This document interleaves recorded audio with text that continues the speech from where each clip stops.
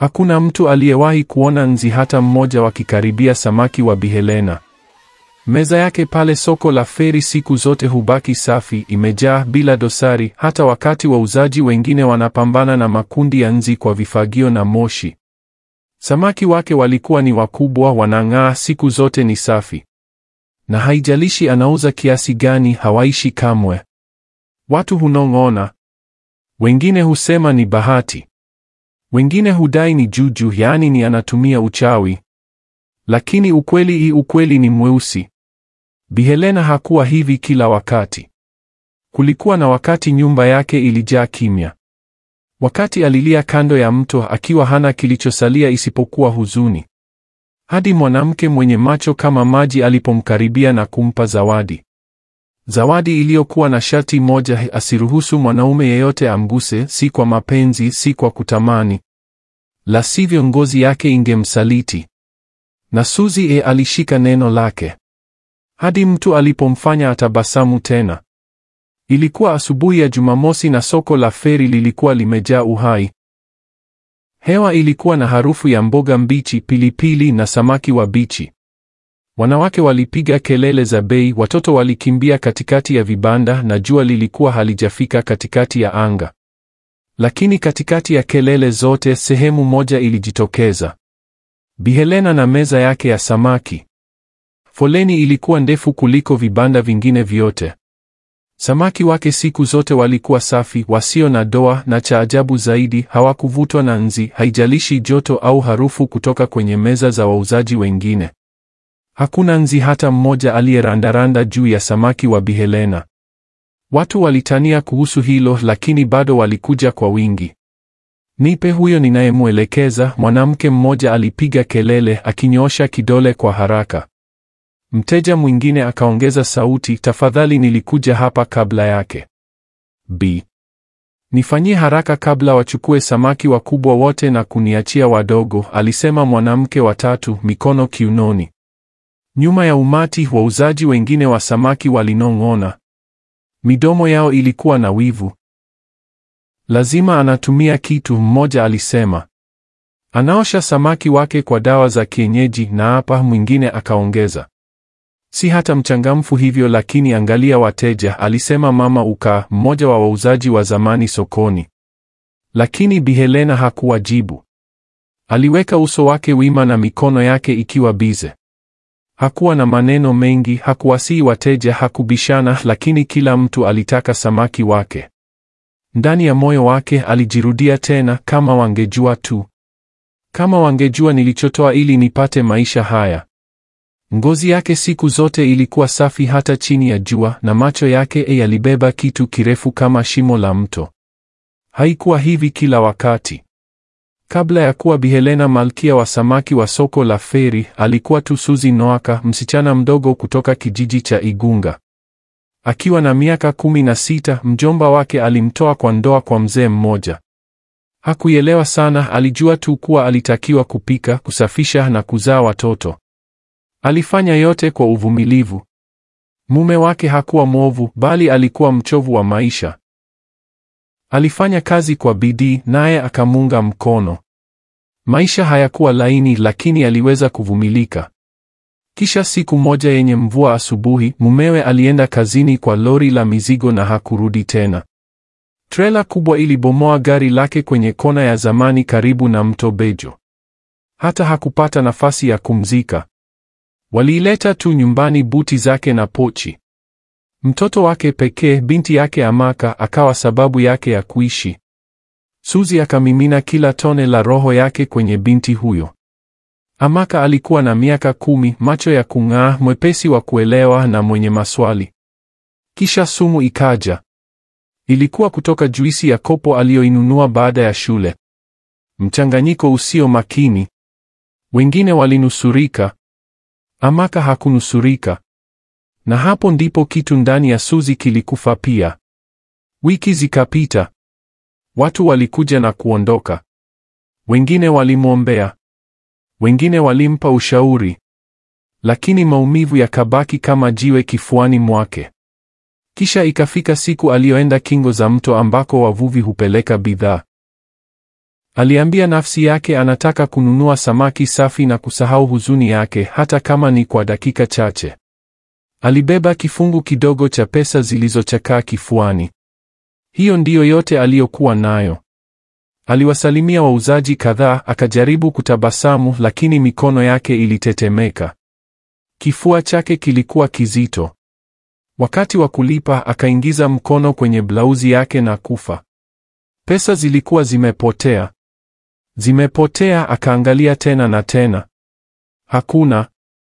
Mtu fulani alimuibia. Watu walimtazama. Wanawake wawili karibu yake walinong'ona. Mmoja alisema, pole mjane, maisha si rahisi. Mwingine akaongeza, ache aliye kidogo atapona. Lakini hakuna aliyemsaidia. Alibaki pale amesimama kimya, amevunjika. Upepo mkali ukavuma. Anga ikabadilika. Ilikuwa jioni tayari. Akajua hana nguvu za kutembea kurudi nyumbani. Akaenda upande wa mbali wa kingo za mto na kuketi juu ya jiwe tulivu akiangalia maji. Macho yake yalikuwa makavu, machozi yalikuwa yameisha. Mgongo uliuma, miguu ilikuwa ganzi. Akafumba macho na kulala pale. Aliamka kwa kitetemeko kidogo. Giza lilikuwa limeingia. Mwezi ulihang juu na usiku ulikuwa kimya isipokuwa mgurumo mdogo wa mto. Ndipo alipomuona mwanamke mrefu mwenye mwangaza wa ajabu. Alisimama hatua chache mbele, pembeni kidogo ya mawe, chini ya daraja la zamani. Nguo yake iling'aa kama hariri yenye maji. Nywele zake ndefu nyeusi zilitiririka nyuma yake. Ngozi yake iling'aa chini ya mwanga wa mwezi. Suzi alikaa haraka. Kwa sekunde moja alidhani anaota. Asante Mungu, kuna mtu bado yupo, alijinong'oneza. Mwanamke huyo alionekana nadhifu kupita kiasi kwa mahali kama pale. Labda alikuwa mke wa afisa mkubwa au mfanyabiashara tajiri wa samaki. Suzi alisimama polepole, aibu ikimjaa lakini haja ikiwa kubwa. Usiku mwema, alisema kwa sauti ndogo. Tafadhali unaweza kunisaidia na nauli kidogo? Nimeibiwa na nimekwama hapa. Mwanamke hakushangaa. Alitabasamu kwa upole na kusogea karibu. Hicho ndicho unachotaka tu? Sauti yake ilitulia kama maji ya mto. Vipi kuhusu samaki? Unaonaje nikikupa samaki ambao nzi hawatagusa kamwe, samaki ambao watu watagombania, meza isiyokauka kamwe? Suzi akapepesa macho. Samaki? Aliuliza. Mwanamke akaashiria mtoni. Nikikupa samaki ambao hawatakauka, hawatavunda, je, utasema ndiyo? Suzi hakujua ni kwa nini alisema ndiyo. Labda ni njaa. Labda ni uchungu wa kuwa hana kitu. Labda ni macho ya mwanamke huyo yaliyomwangalia kama hayamwonei huruma bali yanaona kitu kingine ndani yake. Akanong'ona, ndiyo. Na mara moja mwanamke huyo akatabasamu tena. Akapinda mgongo wake taratibu, akainama juu ya jiwe, akainua samaki mkubwa zaidi, mng'ao zaidi ambao Suzi aliwahi kuona. Kisha mwingine. Kisha watatu. Samaki walikuwa kama fedha iliyomwagika kutoka mbinguni. Mwanamke akampa. Samaki walikuwa wazito lakini hawakuwa na ute. Hawakutoa harufu.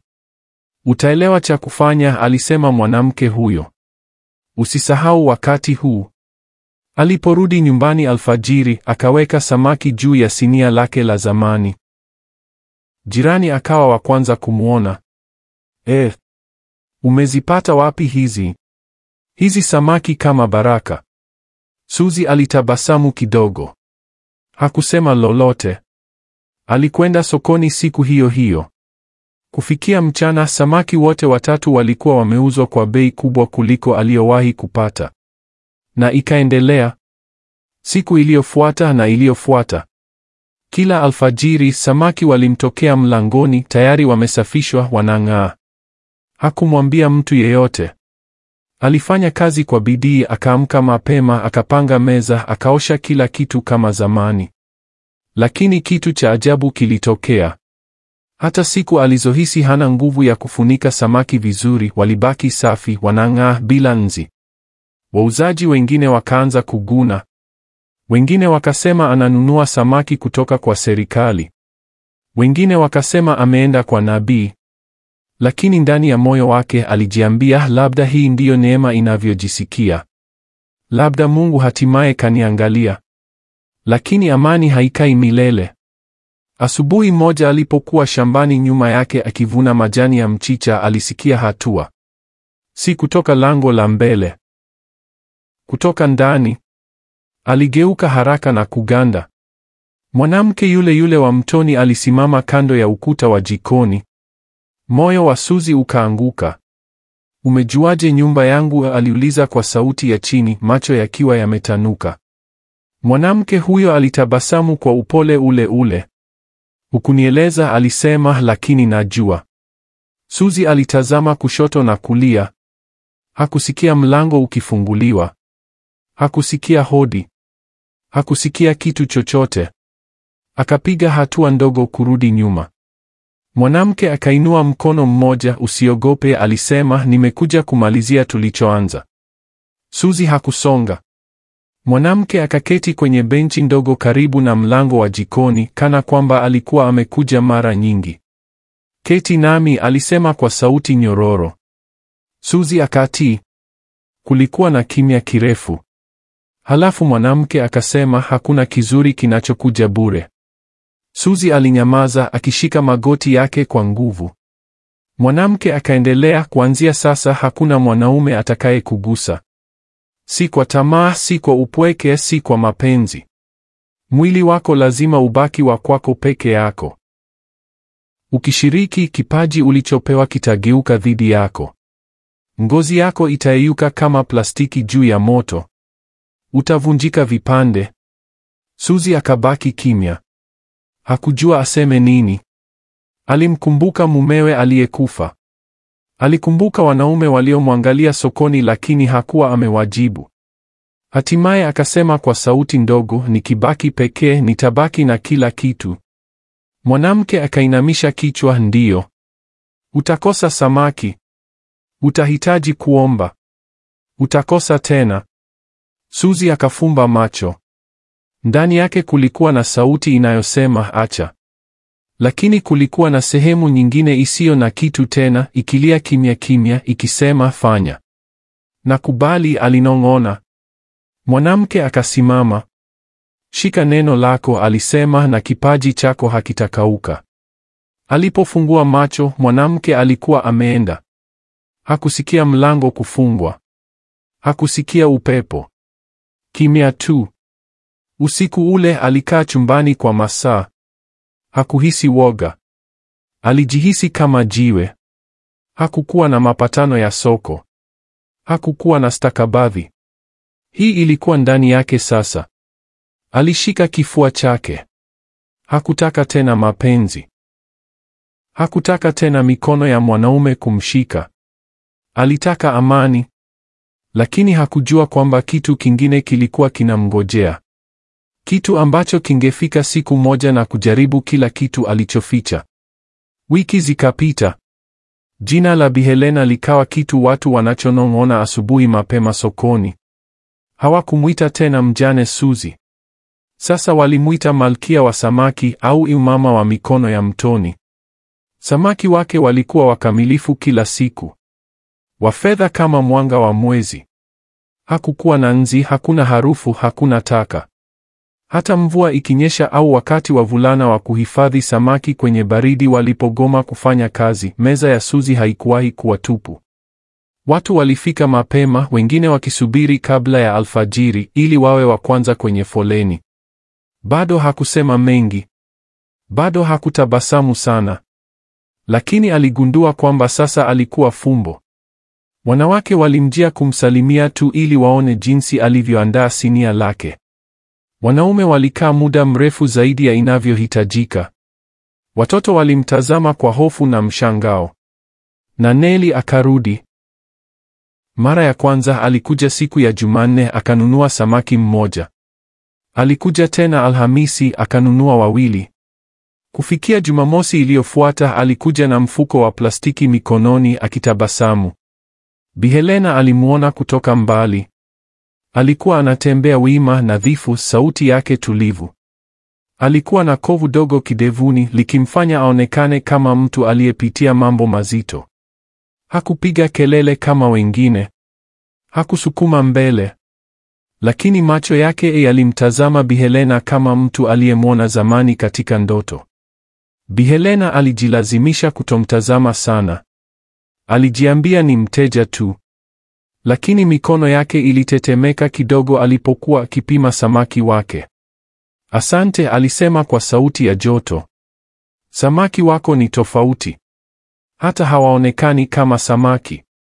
Wanaonekana kama hazina. Bi Helena alitikisa kichwa mara moja. Hakusema kitu. Alimtazama akiondoka. Lakini siku 2 baadaye alikuja tena. Safari hii alileta zawadi, kitabu cha hadithi kimefungwa kwenye karatasi. Alisema anafundisha fasihi shuleni na alifikiri labda angependa kusoma. Hakukipokea. Alitabasamu na kukiweka kwenye meza. Asubuhi iliyofuata alijikuta akikipitia kitabu hicho chumbani. Hadithi ya kwanza ilikuwa juu ya mwanamke aliyebadilika kuwa jiwe baada ya kuvunja ahadi na upepo. Suzy alikifunga haraka. Hakupenda jinsi hadithi ilivyokaribia na maisha yake. Usiku wake, ndoto zake zikawa nzito. Aliota mito isiyoisha, samaki wanaozungumza, anga inayogeuka giza kila alipojaribu kucheka. Katika ndoto moja alimbusu mtu na uso wake ukaanza kuvuja ngozi kama nta inayoyeyuka. Aliamka akitetemeka, kitambaa chake cha kichwani kikiwa kimeanguka nusu. Moyo wake ukipiga mbio. Akaenda nje na kuketi karibu na ukuta wa jikoni akipumua kwa nguvu. Akanong'ona, sijafanya kosa. Upepo ulikuwa tulivu. Asubuhi iliyofuata Nelly alirudi sokoni. Alikuja wakati soko linafungwa, wauzaji wengine wakiwasha mioto ya mabaki na kufagia vibanda vyao. Bi Helena alikuwa anafunga mikoba yake. Nelly alisimama pembeni, mikono mifukoni. Usiku mwema, alisema kwa upole. Bi Helena alimtazama kwa macho madogo akinyamaza. Najua hupendi kuzungumza, aliongeza. Lakini leo sikukuja kuuza au kununua. Nilikuja kukuona tu. Aligeuka polepole, sauti yake ikawa tulivu lakini yenye nguvu. Kwa nini? Alishangaa kidogo kisha akatabasamu. Kwa sababu kuna kitu juu yako. Unaonekana kama mtu anayebeba zaidi ya samaki. Kama mtu ambaye bado anasimama baada ya kila kitu kujaribu kumvunja. Mkono wake ulisimama juu ya kikapu. Nelly akasogea kidogo. Kama hiyo inakuudhi, nitaondoka. Lakini wakati mwingine naketi chumbani na kujiuliza kama ningesikia kicheko chako ingekuwaje. Macho ya Bi Helena yakacheza kidogo. Hakuwahi kucheka kwa miaka 4. Sio kidogo. Nelly alitabasamu tena polepole. Samahani, labda naongea sana, akageuka kuondoka. Bi Helena alifungua mdomo kumuita lakini akanyamaza. Alimtazama tu akienda. Ndani ya kifua chake kitu kidogo kikaanza kusogea tena. Usiku ule ndoto zilimtesa. Alijikuta sokoni akiwa uchi, samaki zake wakiyeyuka, ardhi ikifunguka chini yake, mkono ukimvuta chini ya mto. Aliamka akipumua kwa kasi, akitetemeka.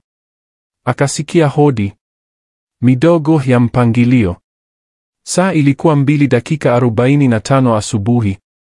Alitoka nje kwa haraka, hakuna mtu. Lakini pale kwenye benchi ya mbao nyuma ya nyumba yake kulikuwa na samaki mpya wakining'inia kama fedha. Na kipande kidogo cha kitambaa chekundu. Rafiki yangu msikilizaji, kabla hatujaendelea na simulizi yetu hii nzuri, naomba ulike video yangu ili unipe nguvu ya kuendelea. Asante sana. Basi alijua maana yake. Mwanamke yule alikuwa amekuja. Alikuwa anamwangalia. Siku 3 Bi Helena hakumwangalia Nelly. Alipokuja sokoni alisema yuko bize. Alipomwangalia kwa tabasamu hakutabasamu. Alipomuuliza kama yuko sawa alisema siko kwenye hali ya kuongea. Nelly hakusisitiza. Lakini siku ya 3 alingoja hadi soko lote limefunga. Alisimama kando yake wakati alikuwa anapanga mikoba yake. Labda nimekosea, alisema kwa sauti ndogo. Samahani kama nimevuka mpaka. Sijui, nilipenda kukuona unakuwa laini kidogo. Hata kama kidogo tu. Bi Helena alimtazama. Uso wake haukuwa na hasira. Ulikuwa umechoka. Kuna sehemu yangu huwezi kuijua, alisema kwa sauti ya chini. Neli alitikisa kichwa. Nadhani sote tuna hiyo sehemu. Lakini labda ni sawa kumruhusu mtu kukaa karibu nayo. Sio kuingia ndani. Karibu tu. Hakujibu. Lakini hakutembea kwenda mbali. Siku iliyofuata Neli alileta wali wa pilau kwenye bakuli. Nilipika, alisema kwa tabasamu. Alifungua, akainusa, akapepesa macho. Una uhakika? Aliuliza kwa utani. Alitabasamu kidogo. Dada yangu alisaidia, lakini mimi nilipika mchuzi, alisema akicheka. Bi Helena alikula usiku ule. Siku 2 baadaye, Neli alikuja na kifagio kidogo na ndoo ndogo nyeusi. Hiyo ni nini? Aliuliza kabla hajajizuia. Alitabasamu. Nataka kuharibu vibanda vyako safi sana. Midomo yake ilipigana na tabasamu dogo. Alishindwa. Siongei sana, alisema kwa sauti ya chini. Vizuri, alisema Neli, mimi naongea sana kwa wote wawili. Asubuhi moja, baada ya kuuza samaki wake wa mwisho, Neli alikaa karibu naye. Wauzaji wengine walikuwa wakiwasema na kufagia vibanda vyao. Alitoa karatasi iliyokunjwa mfukoni. Ni nini hiyo? Aliuliza Bi Helena, macho yakiwa makali kidogo. Wanafunzi wangu waliandika mashairi, alisema. Niliwaambia kuhusu mwanamke ambaye samaki zake haziishi kamwe. Walisema hiyo ni hadithi ya mapenzi kuliko zote. Alitabasamu kidogo kama kivuli cha kicheko. Natumai uliwaambia mimi sio mchawi, alisema. Niliwaambia wewe ni malkia, alisema akiinamisha kichwa. Sawa tu. Mikono yake ikasimama juu ya sinia. Akatazama chini, akasema kwa sauti ndogo, umeshapitia mengi, sivyo? Hakujibu. Lakini hakusogeza mkono wake wakati vidole vyake vilipogusa kifundo chake. Sekunde moja tu, alisema. Kisha akainuka, akapanga kikapu chake. Tutaonana siku ya soko, alisema kwa sauti tulivu. Alitabasamu. Unashaanza kungoja siku ya soko? Alimtazama kidogo. Labda. Usiku ule hakupata ndoto mbaya. Hakuna mikono ikimvuta chini ya mto. Hakuna sauti ya mwanamke akiimba gizani. Alilala vizuri. Lakini asubuhi iliyofuata anga ilikuwa ya kijivu. Siku hiyo soko lilihisi vibaya. Watoto walilia zaidi ya kawaida. Kuku walikataa kushikwa. Wauzaji walimwaga pilipili na nyanya bila kujua. Bi Helena alipanga samaki wake kama kawaida. Wateja walikuja, lakini mwanamke mmoja alisimama na kufurahia. Mkono wako, alisema. Bi Helena alitazama chini. Kipande kidogo cha ngozi kwenye mkono wake kilikuwa kimebadilika rangi, kikiwa cheupe na laini kama karatasi iliyoloa. Alikikuna. Hakikuondoka. Mteja mwingine alisema, shingo yako uko sawa? Aliugusa shingo yake. Kipande kingine cha ngozi kilikuwa kinabadilika. Baridi. Laini. Udhaifu ulipanda kwenye moyo wake. Aliomba msamaha, akakimbia nyuma ya vibanda, akavuta kioo kidogo. Uso wake ulikuwa unapasuka. Kama ngozi inapukutika kidogo kidogo. Alilia, sijafanya kitu. Sijalala naye. Sijavunja agano. Lakini ndani yake alijua. Mto hauhisi midomo, hauhisi mikono. Unahisi mioyo. Tamaa. Neli alipofika alikuta amekaa sakafuni akitetemeka. Alishika bega lake. Hospitali. Tunaenda hospitali, alisema. Sio ugonjwa wa dunia hii, alijibu kwa sauti ya upepo. Alimwambia yote. Mto. Mkataba. Mwanamke. Samaki. Neli alinyamaza, macho yakijaa machozi. Nitaendelea kushika mkono wako, alisema. Alitikisa kichwa, ukifanya hivyo, nitaanguka vipande mkononi mwako. Aliketi karibu naye, akasema kwa sauti iliyovunjika, basi nitakaa hapa hadi mwisho. Nje upepo ulipiga. Nzi wote sokoni walikusanyika kwa vibanda vingine. Meza ya Bi Helena ikabaki safi. Ndipo akaanza kupotea. Hakusema kitu. Hakupiga kelele. Alitoweka. Neli hakurudi tena sokoni. Kila Jumamosi aliacha samaki mmoja safi pale meza yake ya zamani. Na wauzaji wengine waliendelea kunong'ona, laiti tungejua kwa nini hakukuwa na nzi juu ya samaki zake. Lakini ukweli unaishi chini ya mto, ndani ya kinywa cha mwanamke mwenye macho kama vioo na tabasamu lisilowahi kufika moyoni mwake. Hadithi hii inatufundisha kwamba kila baraka au zawadi kubwa huja na gharama na masharti yake. Pia hadithi inasisitiza kuwa siri na nguvu za giza zinaweza kutoa mafanikio ya haraka, lakini mwisho wake huja na maumivu makubwa zaidi. Kama umeipenda simulizi hii, naomba uniambie kwenye comment. Na usisahau kulike video yangu na usubscribe kwenye chaneli yangu. Asante sana na uwe na siku yenye baraka.